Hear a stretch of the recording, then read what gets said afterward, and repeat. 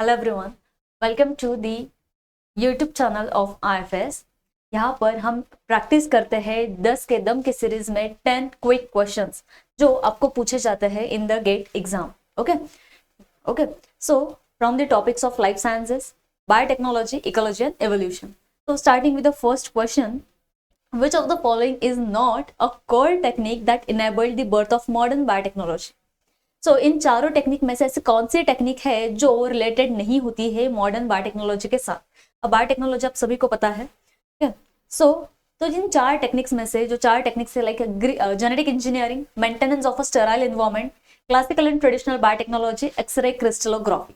Okay, सबसे पहले genetic engineering, जहां पर हम आरडीएनए के बारे में बात करते हैं, जहां पे हम क्या करते हैं, जहां पे हम जिन में मैनिपुलेशंस करते हैं डिजायर्ड प्रोडक्ट बनाने के लिए।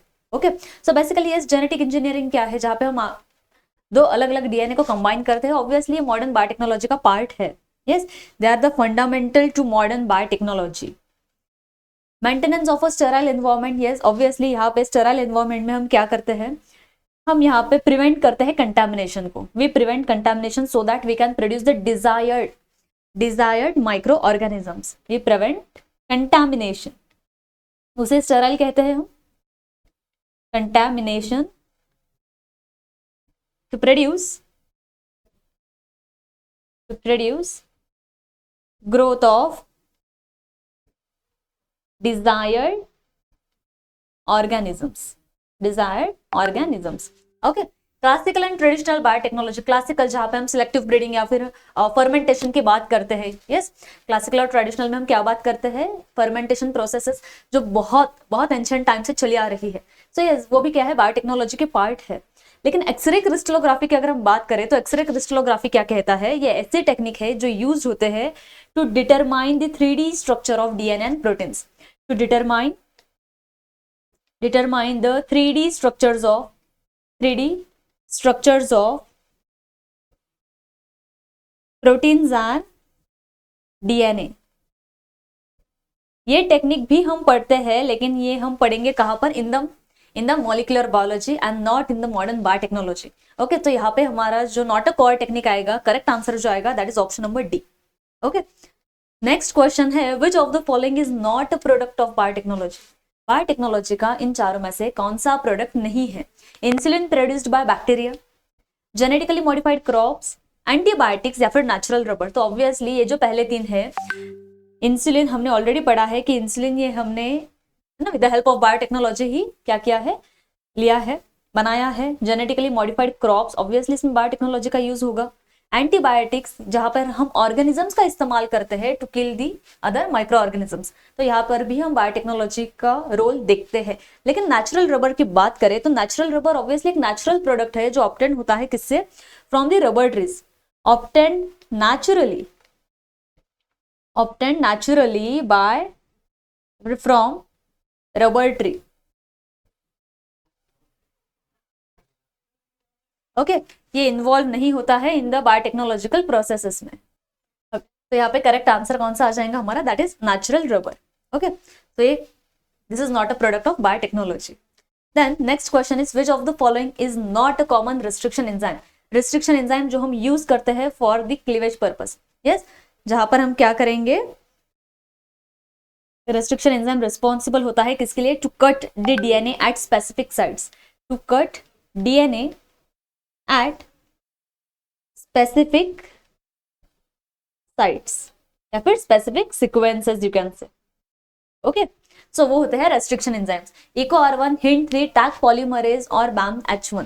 ओके, तो इन चारों में से हमें पता है EcoR1 हम इस्तेमाल करते हैं, Hint3 का और BAMH1 का, ये तीनों भी रिस्पॉन्सिबल है फॉर, है ना, for acting as the restriction enzyme. Common restriction enzyme होते हैं ये।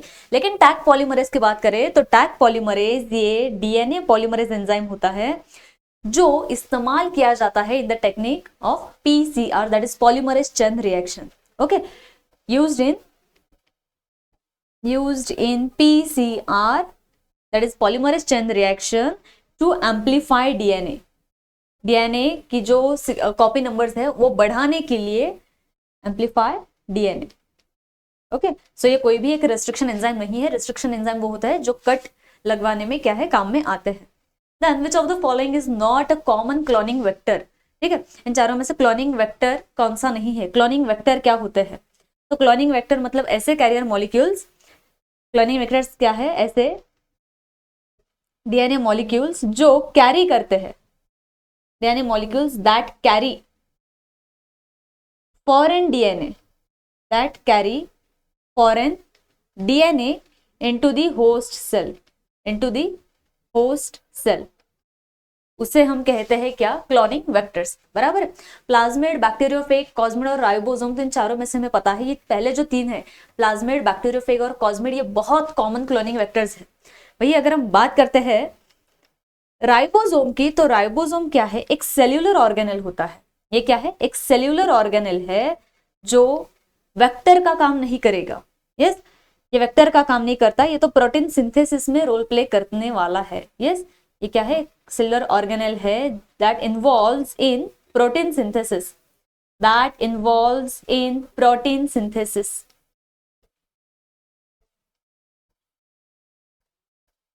ओके, तो correct answer is option number D, that is ribosome. Which of the following techniques is used to amplify DNA? DNA को amplify करने के लिए, अब थोड़ी देर पहले ही मैंने आपको बताया कि डीएनए को एम्पलीफाई करना है, मतलब डीएनए के जो फ्रेगमेंट्स है या फिर डीएनए की अगर हमें कॉपीज बढ़ानी है तो उसके लिए हम कौन से टेक्निक का इस्तेमाल करते हैं?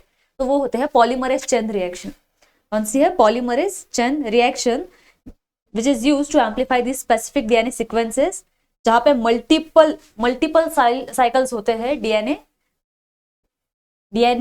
डीनेचुरेशन के, मल्टीपल राउंड्स होते हैं किसके? पहले तो डीएनए का डीनेचुरेशन किया जाता है, फिर वहां पे प्राइमर एनिलिंग होगा, प्राइमर एनिलिंग, और सबसे एंड में होगा एक्सटेंशन। ये 3 स्टेप्स होती है पीसीआर की। ओके, बाकी ऑप्शंस की बात करें, जल इलेक्ट्रोफोरेसिस, तो यस, ये तो हम यूज करते हैं कहां पर? To separate the DNA fragments. DNA fragments को हम सेपरेट करने के लिए ये जल इलेक्ट्रोफोरेसिस का यूज करते हैं, to separate DNA fragments, DNA fragments. Okay, फिर है ना, यहाँ पे हम साइज और चार्जेस की भी बात करते हैं कि अकॉर्डिंग टू देयर साइज, जितना कम साइज है वो सबसे आगे रन करेगा। अब रन कैसे करता है वो? तो हम वहां पे इलेक्ट्रिक फील्ड में उसका यूज इस्तेमाल करते हैं। वहां पे हम क्या अप्लाई करते हैं? Electric field. एक साइड पर एनोड होता है, दूसरे साइड पर कैथोड होता है। डीएनए जो निगेटिवली चार्ज है, ये पॉजिटिव इलेक्ट्रोड की तरफ क्या करेगा? मूव करेगा। ओके, अब मूव करेगा तो अब अलग अलग फ्रेगमेंट्स हमने बनाए हैं रेस्ट्रिक्शन एंजाइम की हेल्प से, तो अलग अलग फ्रेगमेंट्स में से जो स्मॉलर है ना, स्मॉलर केडी का फ्रैगमेंट होगा तो वो क्या करेगा? वो सबसे आगे रन करेगा, और जो थिक फ्रैगमेंट होगा, बड़ा फ्रैगमेंट होगा, तो वो पीछे ही रन करेगा। ओके, मतलब थोड़ा लैग करेगा। सो नेक्स्ट जो है दैट इज सदर्न ब्लॉटिंग। तो सदर्न ब्लॉटिंग का इस्तेमाल हम करते हैं to specify, to detect, use to detect specific DNA sequence, specific DNA sequences. वही अगर हम नॉर्दर्न ब्लॉटिंग की बात करें तो नॉर्दर्न ब्लॉटिंग किसके लिए रिस्पॉन्सिबल होता है? To detect specific RNA sequences, specific RNA sequences. ये ना बहुत बार आपको मैच द पेयर्स में पूछा जा सकता है। Okay, then which of the following is not a common application of biotechnology in agriculture? Agriculture में बायोटेक्नोलॉजी का एप्लीकेशन कौन सा नहीं होता? Developing herbicide resistant crops.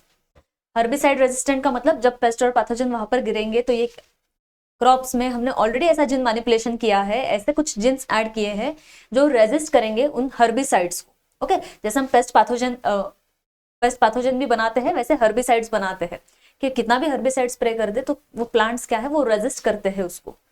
Increasing crop yield, creating a drought resistant crops, और है प्रोड्यूसिंग सिंथेटिक बायोफर्टिलाइजर्स। तो इन चारों में से बायोटेक्नोलॉजी का एप्लीकेशन जो नहीं है वो है ऑप्शन नंबर डी। कैसे? बिकॉज ये जो सिंथेटिक फर्टिलाइजर्स है वो सिंपली केमिकल फर्टिलाइजर्स है, जो केमिकल ना अलग अलग केमिकल्स के इस्तेमाल से बने हैं, ना कि with the help of biotechnology. Okay, तो इन चारों में से ये जो है ये डायरेक्टली हम बनाते हैं केमिकल प्रोसेसेस से। Yes, it is a chemical process, it is a chemical process, ना के बायोटेक्नोलॉजी का एक पार्ट। ओके, फिर विच of the following is not common application of biotechnology in medicine? Medicine में इन चारों में से बायोटेक्नोलॉजी का एप्लीकेशन कौन सा नहीं है? Producing vaccine, gene therapy, developing antibiotics या फिर आर्टिफिशियल इंसेमिनेशन। ओके, तो देखो एट द टाइम, अरे जब आप रीड करते हो, आप पढ़ाई करने बैठते हो, तो यस बहुत बार कंफ्यूजन होता है कि यार कितने इजी इजी ऑप्शंस है। ओके, और चारों भी ऐसे टर्म्स है कि जो आपने ऑब्वियसली सेम चैप्टर में सुने भी होंगे, लेकिन यहाँ पे आपको अप्रोप्रिएट आंसर टिक करना होता है, अच्छे से रीड करना है। ऑब्वियसली वैक्सीन जब हम प्रोड्यूस करते हैं तो वैक्सीन है ना, ये एक एप्लीकेशन होता है जो हम बायोटेक्नोलॉजी में पढ़ते हैं। जीन थेरेपी भी हम पढ़ते हैं, जर्मलाइन जीन थेरेपी, उसके बाद सोमैटिक जीन थेरेपी होते हैं। ओके, डेवलपिंग एंटीबायोटिक्स, कितनी ही एंटीबायोटिक्स आज तक बनाई गई है और कितनी ही इसमें रिसर्च आज भी शुरू है, तो यस वहां पर भी हम बायोटेक्नोलॉजी की बात करते हैं। आर्टिफिशियल इंसेमिनेशन ऐसा टेक्निक होता है जहां पर आर्टिफिशियली सेमेन को इंसर्ट किया जाता है, एडमिनिस्ट्रेट किया जाता है into the body of female. Okay, यहाँ पे हम किसी बायोटेक्नोलॉजी के बारे में बात नहीं करते। Okay, this is a simple technique of hybridization. Artificial insemination क्या है? एक सिंपल टेक्निक है हाइब्रिडाइजेशन की, एक रिप्रोडक्टिव टेक्नोलॉजी में हम इसका इस्तेमाल करते हैं जो इन्वॉल्व नहीं करता है जेनेटिक इंजीनियरिंग को। पहले 3 जेनेटिक इंजीनियरिंग को इन्वॉल्व करते थे, आर्टिफिशियल इंसेमिनेशन में जेनेटिक इंजीनियरिंग इन्वॉल्व नहीं होता। ओके, तो यहाँ पे हमारा जो not common application in medicine आएगा, तो वो आएगा कौन सा? Option number D. Then which of the following is not a potential ethical concern related to biotechnology? Biotechnology से रिलेटेड कोई इन चारों में से इथिकल कंसर्न नहीं होता। ठीक है, तो environmental impact of genetically modified organisms, okay, access to and affordability of biotechnological products, potential for genetic discrimination या फिर increase use of fossil fuels. ठीक है, तो इन चारों में से हमें पता है कि ये जो पहले 3 है, जहाँ पे environmental impact of genetically modified organisms, okay, तो ये बात तो सही है, इट इज रिलेटेड, ये ऐसा कंसर्न, एथिकल कंसर्न जो रिलेटेड है बायोटेक्नोलॉजी से, कि ये जो जेनेटिकली जीएमओ ऑर्गेनिजम्स है, तो क्या इसका एनवायरमेंट पर इंपैक्ट होता है या नहीं, तो ये एक एथिकल कंसर्न है। Okay, access to and affordability of biotechnological products, potential for genetic discrimination, तो ये तीनों भी क्या है? ये रिलेटेड कंसर्न्स है। लेकिन increase use of fossil fuel की बात करते हैं तो ये डायरेक्टली रिलेटेड नहीं होता है एथिकल कंसर्न के साथ। ओके, हम फॉसिल फ्यूल्स का इतना इस्तेमाल नहीं करते because we are talking about the technology and techniques here. Okay, so it is not a potential, obviously it is not a potential ethical concern as compare to that of first 3 options. Okay, so the correct answer here will be option number D. Then which of the following is not a component of a typical plasmid vector? It is not a component. So origin of replication, तो yes, एक plasmid vector के पास origin of replication होते हैं।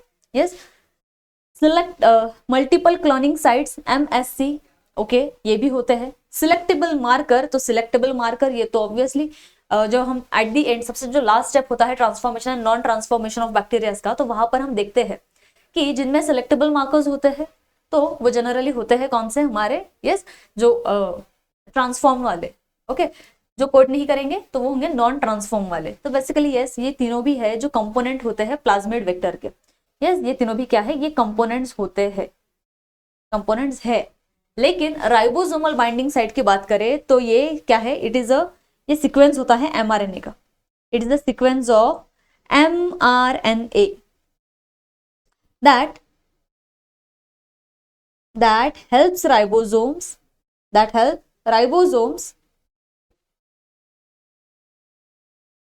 bind and initiate the process of protein translation